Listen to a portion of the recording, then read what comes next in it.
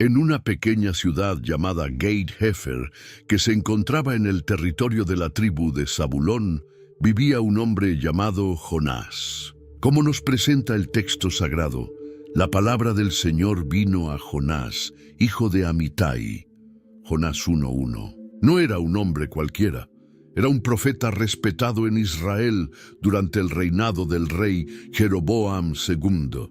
Sus palabras tenían peso y sus profecías se cumplían, especialmente aquellas sobre cómo el reino de Israel crecería y se fortalecería.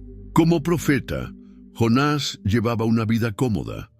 El pueblo lo respetaba, los poderosos buscaban su consejo, y sus profecías sobre la expansión del territorio de Israel se habían cumplido exactamente como él había dicho que sucedería. Era un momento de prosperidad para el reino del norte.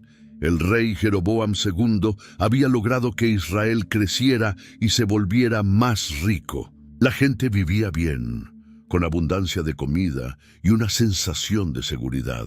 Sin embargo, no todo era perfecto en esa época. Israel tenía vecinos poderosos y peligrosos, especialmente Asiria, un imperio al norte que se fortalecía cada vez más. Los asirios eran conocidos por su crueldad en las guerras. No solo conquistaban a otros pueblos, sino que destruían ciudades enteras, torturaban a sus enemigos y llevaban poblaciones completas como prisioneros a otras tierras. Solo escuchar el nombre de los asirios hacía temblar de miedo a las personas. Fue en este contexto que algo inesperado ocurrió.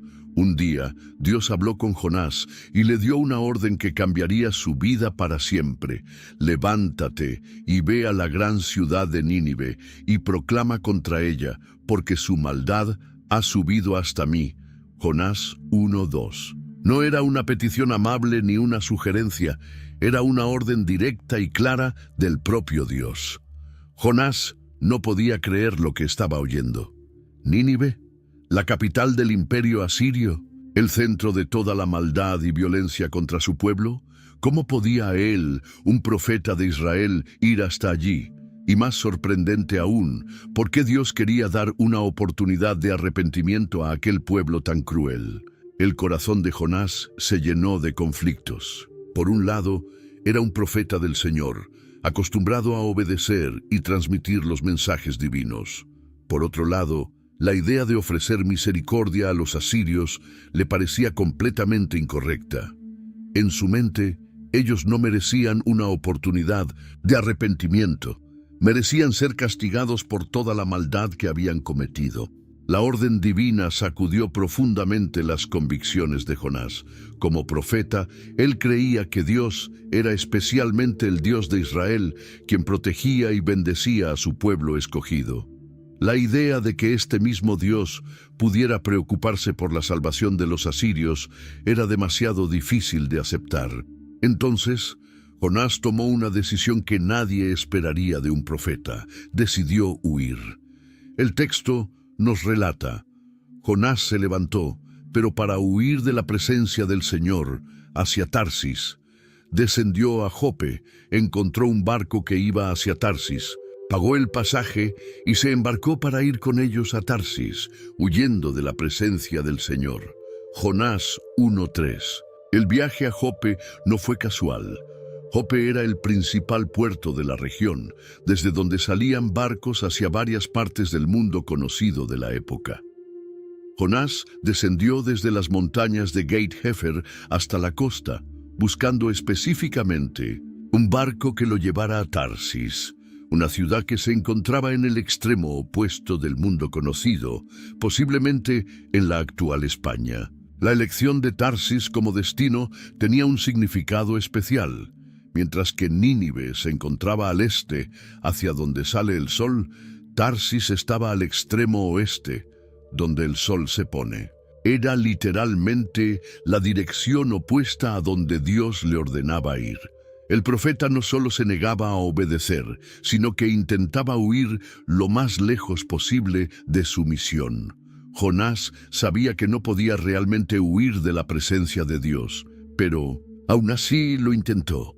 Encontró un barco, pagó su pasaje y se embarcó bajando al interior de la nave. Cada movimiento suyo era una bajada, no solo física, sino también espiritual.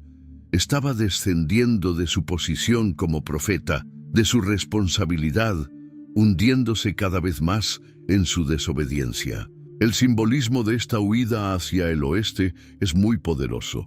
Tarsis representaba el fin del mundo conocido, el lugar más lejano que alguien podía imaginar.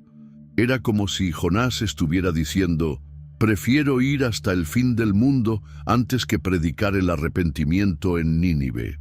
Era una fuga desesperada de alguien dispuesto a abandonar todo: su tierra, su ministerio, su identidad como profeta, con tal de no ofrecer misericordia a los enemigos de su pueblo. Jonás pagó el precio del pasaje con dinero, pero el verdadero costo de su huida sería mucho mayor. Mientras el barco se alejaba de la costa, dejando atrás la Tierra Santa y dirigiéndose hacia Tarsis, el profeta fugitivo no imaginaba la extraordinaria serie de eventos que su desobediencia estaba a punto de desencadenar. Se acercaba una tormenta, no solo en el mar, sino también en la propia vida de Jonás, y ésta cambiaría para siempre su comprensión sobre el amor y la misericordia de Dios. Mientras Jonás intentaba escapar de su misión divina, Dios tenía otros planes. El texto nos relata que el Señor lanzó un fuerte viento sobre el mar y se desató una tempestad tan grande que el barco estaba a punto de hacerse pedazos. Jonás 1:4.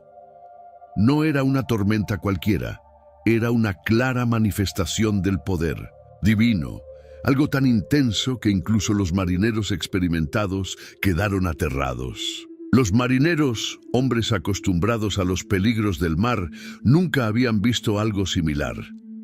El texto nos dice que los marineros tuvieron miedo y cada uno clamaba a su Dios. Jonás 1:5. Era una escena impresionante. Hombres de diferentes culturas y religiones, desesperados ante la furia del mar, cada uno gritando a su propia divinidad en busca de auxilio. El contraste entre la actitud de los marineros y la de Jonás no podía ser mayor. Mientras ellos estaban en la cubierta luchando por sobrevivir y clamando a sus dioses, Jonás había bajado al fondo del barco y, acostado, dormía profundamente. Jonás 1:5. El profeta, quien debería estar despierto para cumplir su misión, dormía en el momento más crítico, mostrando una indiferencia chocante frente al peligro. La situación se volvió tan desesperante que la tripulación comenzó a lanzar la carga al mar para intentar salvar el barco. Fue entonces cuando el capitán bajó hasta donde estaba Jonás y lo despertó con palabras duras. ¿Qué haces dormido? Levántate, invoca a tu Dios, quizá Él se acuerde de nosotros y no perezcamos. Jonás 1:6. Era irónico, un pagano rogándole al profeta de Dios que orara. Al ver que nada funcionaba para calmar la tormenta, los marineros decidieron echar suertes para descubrir quién era el culpable de aquella tragedia. Entonces se dijeron unos a otros: «Vamos, echemos suertes para saber por causa de quién nos ha venido este mal». Jonás 1:7. La suerte recayó sobre Jonás, revelándolo como la fuente del problema. Presionado por los marineros, Jonás finalmente confesó todo. «Soy hebreo y temo al Señor, Dios del cielo, que hizo el mar y la tierra seca». Jonás 1:9. Su confesión no solo reveló su identidad, sino también la ironía de su situación. Temía al Dios que creó el mar, pero estaba intentando usar precisamente el mar para huir de él. Los marineros quedaron aún más aterrados al saber que Jonás estaba huyendo del Señor. Entonces, aquellos hombres temieron sobremanera y le dijeron: «¿Qué es esto que has hecho?». Jonás 1:10. Para ellos, que ya estaban impresionados por el poder de la tormenta, la idea de que alguien intentara huir del Dios que controlaba las fuerzas de la naturaleza parecía una locura. A pesar de la confesión de Jonás, los marineros mostraron Una compasión sorprendente. Cuando el profeta les dijo que la única manera de calmar el mar era lanzarlo al agua, ellos se resistieron. ¿Qué haremos contigo para que el mar se calme? Jonás 1:11. No querían ser responsables de la muerte de Jonás. En lugar de tirarlo de inmediato al mar, los marineros intentaron remar hacia la tierra, mostrando una preocupación por la vida humana que contrastaba con la indiferencia que Jonás había demostrado hacia los ninivitas. Pero los hombres remaron con empeño para regresar a tierra, pero no pudieron, porque el mar se embravecía más y más. Jonás 1:13. Cuando finalmente se dieron cuenta de que no había otra opción, los marineros hicieron algo extraordinario. Oraron al Dios de Jonás antes de lanzarlo al mar. Entonces clamaron al Señor y dijeron: «Te rogamos, Señor, no nos hagas perecer por causa de la vida de este hombre, ni nos hagas responsables de sangre inocente, porque tú, Señor, has hecho como has querido». Jonás 1:14. La transformación espiritual de la tripulación fue impresionante. Después de arrojar a Jonás al mar y de que la tormenta se calmara, los hombres temieron al Señor con gran temor, le ofrecieron sacrificios y le hicieron votos. Jonás 1:16. Aquellos marineros paganos habían encontrado al Dios verdadero a través de una situación de crisis, pero la historia no terminaba allí. El Señor dispuso un gran pez que se tragara a Jonás, y Jonás estuvo en el vientre del pez 3 días y 3 noches. Jonás 1:17. No era un pez común, sino una criatura especialmente preparada por Dios para cumplir una misión específica. Dentro del pez, Jonás vivió una experiencia transformadora. En su oración, registrada en el capítulo 2, expresó su arrepentimiento y gratitud. «En mi angustia clamé al Señor, y Él me respondió. Desde el seno del Seol pedí auxilio, y tú escuchaste mi voz». Jonás 2:2. El profeta fugitivo finalmente comenzaba a entender que no podía escapar del llamado divino. Los 3 días en el vientre del pez tenían un significado profundo. Jonás reconoció que estaba en las profundidades del abismo y que su vida estaba al borde de la muerte. Jonás 2:3-6. Pero incluso allí, Dios lo escuchó. Esta experiencia sería más tarde referenciada por Jesús como un signo profético de su propia muerte y resurrección tras 3 días. La oración de Jonás dentro del pez muestra un cambio en su corazón. Reconoció la salvación como algo que proviene exclusivamente del Señor. La salvación es del Señor. Jonás 2:9. Esta confesión llevó a Dios a ordenar al pez que vomitara a Jonás en tierra firme, dándole una segunda oportunidad para cumplir su misión. El simbolismo de los 3 días en el vientre del pez es poderoso. Así como Jonás estuvo 3 días en las profundidades del mar antes de ser resucitado para una nueva misión, Jesús más tarde usaría esta historia como una prefiguración de su propia muerte y resurrección. El tiempo en el vientre del pez no fue solo un castigo, sino un periodo de transformación y renovación espiritual para Jonás. La experiencia cambió por completo la perspectiva del profeta. En las profundidades del mar, rodeado por la oscuridad y la desesperación, Jonás aprendió que no podía huir del llamado de Dios. Su oración muestra una progresión de angustia a gratitud, de desesperación a esperanza, de desobediencia al compromiso de cumplir sus votos al Señor. Después de la experiencia transformadora en el vientre del pez, Jonás recibió una segunda oportunidad. El texto nos dice que el Señor dio una orden al pez y éste vomitó a Jonás en tierra seca. Jonás 2:10. No fue un final muy digno para su aventura marítima, pero sí un nuevo comienzo. Jonás seguía vivo y Dios no se había rendido con él. La palabra del Señor vino nuevamente a Jonás, exactamente como la primera vez. Levántate, ve a la gran ciudad de Nínive y proclama contra ella el mensaje que yo te diré. Jonás 3:2. Era el mismo llamado, la misma misión, pero ahora Jonás era un hombre diferente. Después de 3 días en las profundidades del mar, había aprendido que era imposible huir de Dios. Esta vez, Jonás obedeció. El texto nos dice simplemente que Jonás se levantó y fue a Nínive, conforme a la palabra del Señor. Jonás 3:3. No hay mención de dudas ni resistencia. El profeta finalmente estaba listo para cumplir su misión, aunque esto significara adentrarse en el territorio de sus peores enemigos. El viaje hasta Nínive no era fácil. Era una travesía larga y peligrosa, cruzando desiertos y territorios hostiles. Pero Jonás siguió adelante, quizá aún oliendo a pez, pero decidido a cumplir lo que Dios le había ordenado. Cada paso hacia Nínive era una prueba de su nueva obediencia. Cuando Jonás finalmente llegó a Nínive, quedó impresionado con lo que vio.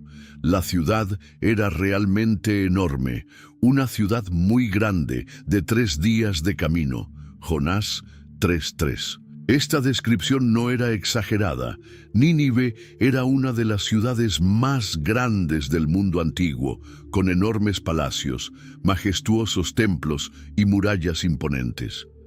El tamaño de Nínive reflejaba el poder del imperio asirio. Era una ciudad tan extensa que tomaba 3 días recorrerla completamente. Sus calles eran amplias y bien planificadas, con jardines colgantes y monumentos que demostraban la riqueza y el poder de sus gobernantes. Pero también era una ciudad conocida por su violencia y crueldad. La cultura asiria que Jonás encontró en Nínive era muy diferente a la suya. Los ninivitas adoraban a varios dioses, siendo Ishtar una de sus principales deidades. Realizaban rituales elaborados, sacrificios y festividades religiosas que un judío como Jonás consideraría abominables. La ciudad era un centro no solo de poder político, sino también de idolatría. Aún así, Jonás comenzó su misión. Jonás comenzó a recorrer la ciudad camino de un día y predicaba diciendo: «Dentro de 40 días, Nínive será destruida». Jonás 3:4. Era un mensaje, simple, directo y aterrador. No había adornos ni elaboraciones, solo una advertencia clara de un juicio inminente. Lo que ocurrió a continuación fue algo que nadie, especialmente Jonás, esperaba. Los hombres de Nínive creyeron en Dios, proclamaron ayuno y se vistieron de cilicio desde el mayor hasta el menor de ellos. Jonás 3:5. La respuesta fue inmediata y sorprendente. Una ciudad entera, conocida por su violencia y maldad, se estaba arrepintiendo. La noticia de la predicación de Jonás llegó hasta el rey de Nínive, y su reacción fue aún más extraordinaria. Se levantó de su trono, se quitó su manto, se cubrió de cilicio y se sentó sobre ceniza. Jonás 3:6. El gobernante más poderoso de aquella región se estaba humillando públicamente, mostrando un arrepentimiento genuino. El rey no se detuvo allí. Emitió un decreto que mostraba la seriedad con que tomó el mensaje de Jonás. Por mandato del Pinto de Cientosep, rey y de sus nobles, se ordena que ni hombres ni animales, ni bueyes ni ovejas prueben cosa alguna. No se les dé alimento ni beban agua. Jonás 3:7. Era un ayuno universal, algo nunca antes visto. El decreto real iba más allá de lo común. No solo las personas debían ayunar y vestirse de cilicio, una ropa áspera que simbolizaba luto y arrepentimiento, sino que incluso los animales debían participar en esta demostración de arrepentimiento. Que hombres y animales se cubran de cilicio y clamen con fuerza a Dios. Jonás 3:8. El rey de Nínive expresó una esperanza que demostraba una comprensión sorprendente del carácter de Dios. ¿Quién sabe si se volverá Dios y se arrepentirá y apartará el ardor de su ira y no pereceremos? Jonás 3:9 era una demostración notable de fe proveniente de un rey pagano. La respuesta de Dios a la sinceridad del arrepentimiento de los ninivitas fue igualmente sorprendente. Y vio Dios lo que hicieron, que se convirtieron de su mal camino y se arrepintió del mal que había dicho que les haría y no lo hizo. Jonás 3:10. La gran ciudad fue salvada, demostrando la verdadera naturaleza de la misericordia divina. Lo que ocurrió en Nínive fue un milagro tan grande como la supervivencia de Jonás en el vientre del pez. Una ciudad entera, desde el rey hasta el más humilde de los ciudadanos e incluso simbólicamente los animales, se había vuelto hacia Dios en arrepentimiento. Fue una transformación que nadie podría haber previsto. Lo que debería haber sido el mayor éxito en la carrera de Jonás como profeta se convirtió en su mayor frustración. El texto nos revela que, pero Jonás se disgustó en extremo y se enojó. Jonás 4:1. Fue una reacción sorprendente. El profeta estaba furioso porque su predicación había tenido demasiado éxito. Finalmente, Jonás reveló el verdadero motivo de su huida inicial. En su oración, confesó: «Ah, Señor, ¿no era esto lo que yo decía estando aún en mi tierra? Por eso me apresuré a huir a Tarsis, porque sabía yo que tú eres Dios clemente y misericordioso, lento para la ira y grande en misericordia, y que te arrepientes del mal». Jonás 4:2. El profeta conocía demasiado bien el corazón misericordioso de Dios, y eso era precisamente lo que le molestaba. La situación dejó a Jonás tan perturbado que hizo una petición dramática. «Ahora, oh Señor, te ruego que me quites la vida, porque mejor me es la muerte que la vida». Jonás 4:3. Fue un momento de profunda crisis existencial. El profeta prefería morir antes que ver a sus enemigos recibir misericordia. La respuesta de Dios fue sencilla pero profunda. ¿Haces bien en enojarte tanto? Jonás 4:4. Descontento, Jonás salió de la ciudad y se hizo una enramada y se sentó debajo de ella a la sombra hasta ver qué sucedería con la ciudad. Jonás 4:5. Todavía esperaba que de alguna manera Dios cambiara de idea y destruyera Nínive. Fue entonces cuando Dios preparó una lección especial para su profeta terco. El Señor hizo que creciera una planta de manera milagrosa. Y preparó Jehová, Dios, una calabacera, la cual creció sobre Jonás para que hiciera sombra sobre su cabeza y lo librara de su malestar. Jonás 4:6. Jonás se alegró mucho por la planta.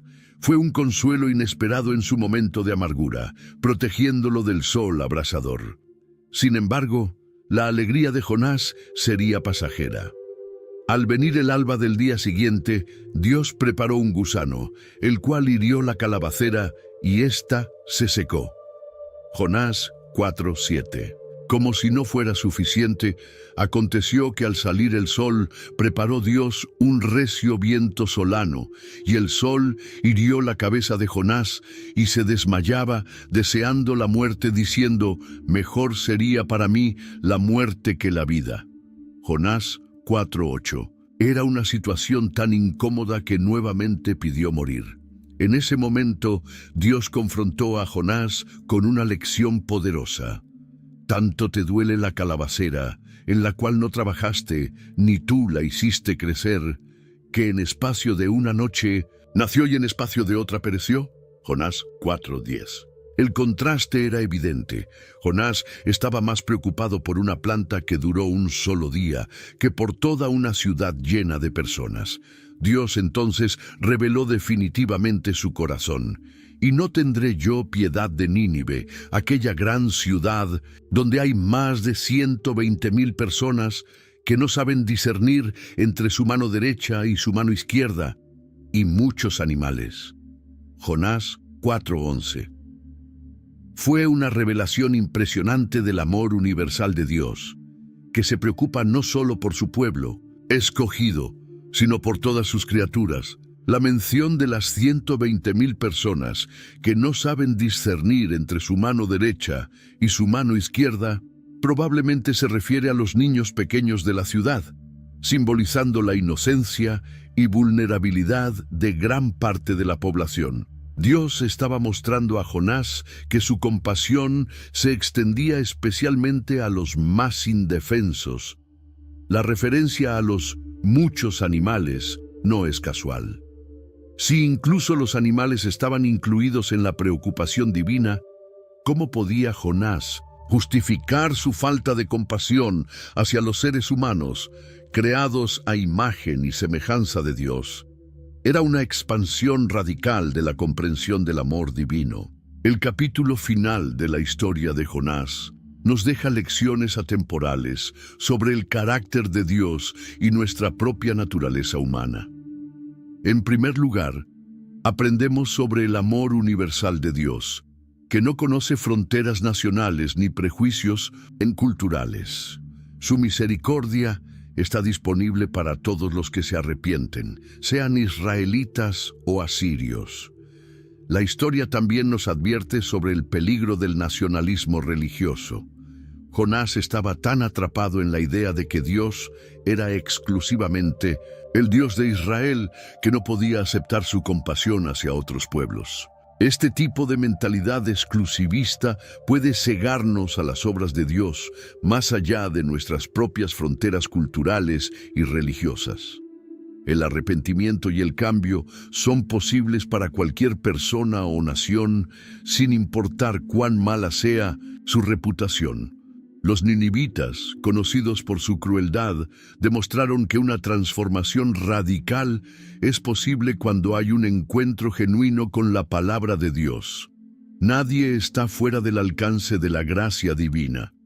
Por último, somos llamados a desarrollar una compasión universal, similar a la de Dios. Si el Señor se preocupa por todas sus criaturas, desde los niños que no saben distinguir entre la derecha y la izquierda, hasta los animales, ¿cuánto más deberíamos preocuparnos nosotros por nuestros semejantes, independientemente de su nacionalidad, cultura o religión? La historia termina con una pregunta de Dios que queda sin respuesta, una técnica literaria que invita a cada lector a responder por sí mismo. ¿Cómo reaccionaremos cuando Dios muestre misericordia a aquellos que consideramos indignos? ¿Seremos como Jonás, atrapados en nuestros prejuicios, o aprenderemos a ver a las personas como Dios las ve? ¿Qué te pareció la historia de Jonás? Impresionante cómo una narrativa tan antigua sigue teniendo tanto que enseñarnos, ¿no crees? Tal vez tú también hayas intentado huir de algo que Dios te está llamando a hacer.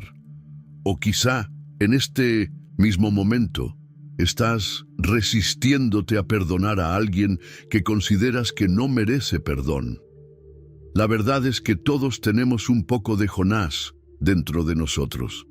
A veces nos encontramos juzgando quién puede o no recibir la misericordia de Dios, o intentando poner límites al amor divino. Pero como vimos hoy, el amor de Dios es más grande que nuestros prejuicios y va mucho más allá de nuestras expectativas. ¿Qué tal si reflexionamos un poco sobre esto? ¿Existe alguna Nínive en tu vida? ¿Alguna situación o persona que consideres imposible de cambiar? Recuerda, si Dios pudo transformar el corazón de los ninivitas, ciertamente puede transformar cualquier situación hoy. Si este mensaje tocó tu corazón, comparte este video con alguien que también necesita escuchar sobre el amor sin límites de Dios. Dale like, comenta qué fue lo que más te impactó y activa las notificaciones para no perderte nuestros próximos videos sobre historias bíblicas que transformarán tu vida. Y si aún no estás suscrito al canal, este es el momento. Estamos aquí cada semana trayendo contenidos que te ayudarán a comprender mejor la palabra de Dios y aplicarla en tu día a día. Juntos descubriremos más sobre el increíble amor de Dios y cómo Él puede transformar nuestra historia, tal como transformó la historia de Jonás y de los ninivitas. Hasta el próximo video. Que Dios te bendiga y te ayude a tener un corazón cada vez más parecido al suyo, lleno de amor y compasión por todos.